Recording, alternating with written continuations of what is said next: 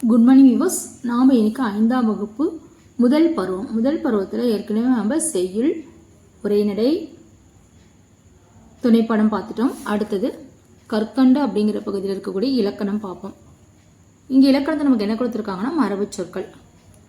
மரபு சொற்கள் அப்படின்னா என்ன அப்படின்னா, நமக்கு முன்னாடி நம்ம அப்பா அம்மா, தாத்தா பாட்டி, அவங்க தாத்தா பாட்டி, நம்முடைய மூதாதையர்கள் ஒரு பொருளை எந்த சொல்லால அழைக்கிறாங்களா அதே சொல்ல நாமளும் வழியாக பயன்படுத்தி வர்றது தான் மரபு சொற்கள் சொல்லுவோம். அதை பேனா, கத்திரிக்காய், நாற்காலி, ஒவ்வொரு பொருளும் என்னென்ன பெயர் வச்சு சொல்கிறாங்களோ அதே தான் நாமும் சொல்லிட்டு வரோம் இன்றைக்கும். அதை தான் நம்ம மரபு வழியாக வர்றது மரபு சொற்கள் சொல்லுவோம். வாங்க பார்ப்போம். மரபு.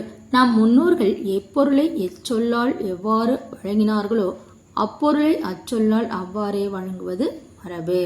நம்முடைய முன்னோர்கள் எந்த பொருளை எந்த சொல்லால் வழங்கினார்களோ அச்சொல்லால் அவ்வாறே நாமும் வழங்குவது மரபு சொற்கள் எனப்படும்.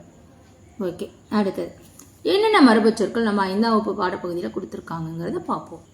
ஃபர்ஸ்ட் மரபு சொற்கள் நமக்கு ஒளி மரபு சொற்கள் கொடுத்துருக்காங்க, இளமை பெயர் மரபு சொற்கள் கொடுத்துருக்காங்க, அடுத்து வினை மரபு சொற்கள், அடுத்தது விலங்குகளுடைய இருப்பிடங்கள், அதனுடைய ஒளிகள், அதனுடைய மரபு சொற்கள் கொடுத்துருக்காங்க. வாங்க ஃபர்ஸ்ட் ஒளி மரபு சொற்கள் பார்ப்போம்.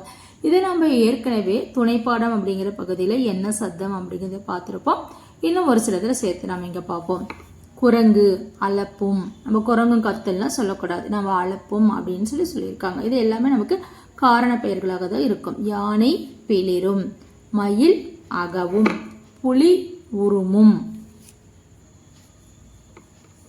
யானை பிளிரும், மயில் அகவும், புலி உருமும், ஆடு கத்தும், நாய் குரைக்கும், குயில் கூவும், ஆந்தை அலறும், பாம்பு சீரும், சிங்கம் முழங்கும்.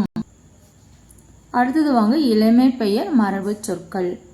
ஆட்டுக்குட்டி, கோழி குஞ்சு, குதிரை குட்டி, குரங்கு குட்டி, மான் கன்று, யானை கன்று, சிங்கக்குருளை, புலிப்பரல், கீரிப்பிள்ளை, அணில் பிள்ளை. இதை நம்ம சொல்லுவோம் அணில் பிள்ளை சொல்லுவோம். குரங்கு குட்டி, குதிரை குட்டி, கோழி குஞ்சு, இப்படி தான் நம்மளுடைய இளமை பெயர், அதனுடைய சீரிய உயிர்களை நாம் இப்படி தான் சொல்லணும்.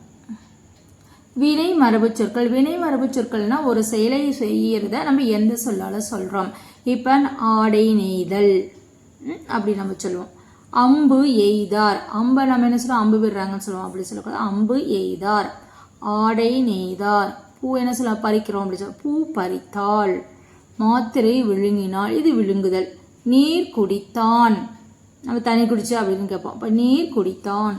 சோறு உண்டான், கூடை முடைந்தார். சுவர் எழுப்பினார், எழுப்புதல், ஒரு கட்டடத்தை எழுப்புறது. முறுக்கு தின்றாள், பால் பருகினாள், பால்னாவே பருகுதல், பருகினாள் அப்படின்னு சொல்லிட்டு வரும். அடுத்து வாங்க பூச்சிகள், பறவைகள், விலங்குகள், இருப்பிட மரபு சொற்கள். ஒவ்வொருத்தருடைய இருப்பிடம் என்ன? கரையானுக்கு என்ன சொல்லுவோம், புற்று, கரையான் புத்துன்னு நம்ம சொல்லுவோம். மாட்டு தொழுவம், கோழி பண்ணை, சிலந்தி வலை. நம்ம இதெல்லாம் பயன்படுத்திட்டு தான் வரோம். சிலந்தி வலை, கோழி பண்ணை, நண்டு வலை, ஆட்டுப்பட்டி, குதிரை கொட்டில், குருவி கூடு, எலி வலை. நம்ம சொல்லுவோம் எலி வலையாக இருந்தாலும் தனி வலை வேண்டும் அப்படின்னு நம்ம சொல்லுவோம். யானை கூடம். இதெல்லாம் பூச்சிகள், பறவைகள், விலங்குகளுடைய இருப்பிட மரபு சொற்கள். இந்த மரபு சொற்கள் எல்லாமே நம்ம படிச்சுட்டா இதுலேருந்து கண்டிப்பாக நமக்கு ஒரு வினா கேட்பாங்க. இது எல்லாமே நம்ம சரியாக படிச்சுக்கணும். Okay, thank you viewers.